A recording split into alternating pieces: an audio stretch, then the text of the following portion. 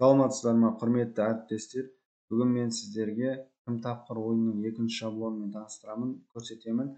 Бұл ойын жалпы жаңағы бізден жаңағы не ойын бар ғой, мысалы орыстарда что где когда деген ойын бар, мысалы интеллектуалды ойын жаңағы YouTube каналда неде бар. Сол ойындағы звуктар алынған. Енді мен осы ойынды былай интеллектуалды ойын көрсетіп өтейін. Бұл ойынды мысалы сіздер ашық сабаққа, жай сабаққа да пайдалансаңыздар болады. Сабақтың барысында мысалы өткен сабақты қайталауға, жаңа сабақты қорытындылауға, енді кез келген қандай неде өзіңіз пайдалануға қаласаңыз, қандай неде қаласаңыз соған пайдаланасыздар.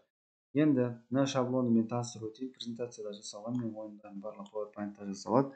Слайдта жалпы шаблон 14 слайдтан тұрады. 12 сұрақтан тұрады. Бірінші титульный бет, мына жерде титульный бет, бастау деген батырмамен басталады. Одан кейін 12 сұрақ тұрады. Әрқайсысы мына жердегі жаңағы ұяшықтар. Осы жерде ұяшыққа қайсысы тура келеді, мынаны айналдырғанда. Сол бойынша мыналарды ашамыз біз. Одан кейін мынаяқтағы сұрақтар ашылады. Енді барлық сұрақтар бірдей типте. Мына жерде сұрағын жазасыздар өшіріп, одан кейін жауабын жазасыздар. Сосын мына жерде уақыт деген тұрады. Тексеруді басып шығарасыздар. Қазір оны ашып көрсетемін. Енді мына жерде 7-ші сұрақта осындай қара жәшік қойдым, өйткені ана ойында мысалы бір сұрақтар шығады, яғни қара жәшіктегі осы жәшіктің ішінде не зат бар дейді да, мысалы. Енді сіздерде тура сондай сұрақ қойсаңыздар болады. Болмаса осы жәшікті керек емес болса алып тастай саласыздар. Енді қызықты болу үшін оны пайдаланғанда жақсы бұл жәшікті.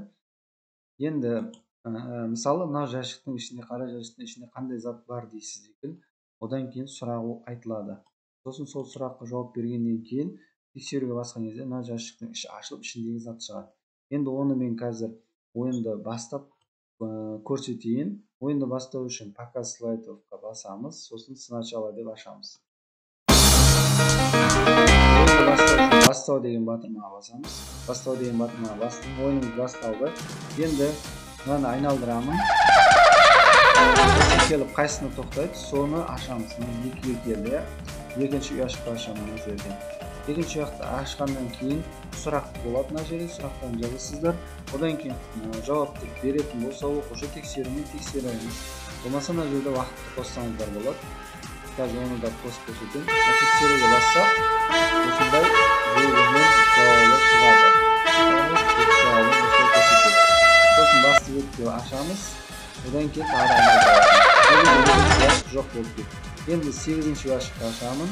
8-ді ашқаннан кейін мына жерде уақыт көрсетеміз. Сұрақты оқып, сұрақ қиындау сұрақ болатын болса, уақытты береміз. Яғни уақыт бізде орташа өте тиімді уақыт алынған, яғни 30 секунд.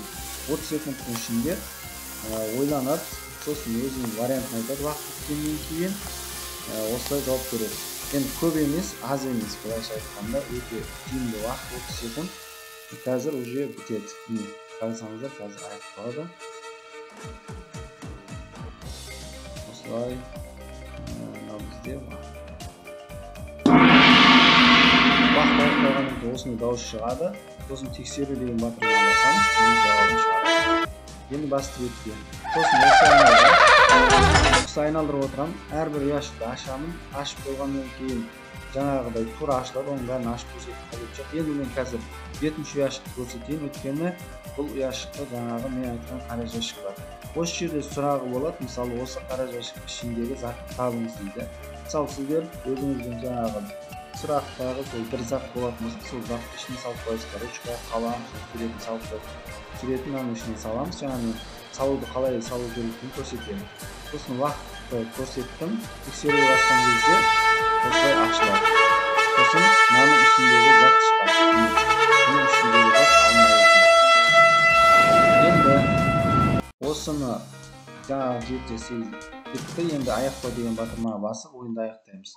Енді мына жерде мен жаңа көрсеткен жоқпын, көрсетіп өтейін. Артына мен алманы қойғам. Мынаны былай алып тұрасыздар. Мына жердегі алманы изменить рисункпен осы жерге суретті қоясыздар. Өзіңіздің жаңағы мына жерде компьютерді ашады, мынау. Осы жерден таңдап алып, өзіңіздің жаңа суретті қоясыздар. Сосын мынаны алып келіп, былай орнына қоя саламыз, болды. Өте оңай.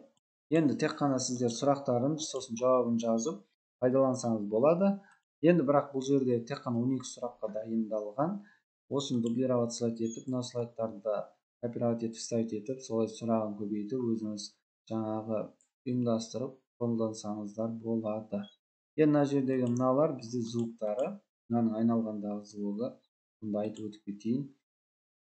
Енді мына питоны бет осы бары осы былайша айтқанда. Осы ойынды алыңыздар, сабақтарыңызда пайдаланыңыздар. Назарларыңызға рахмет.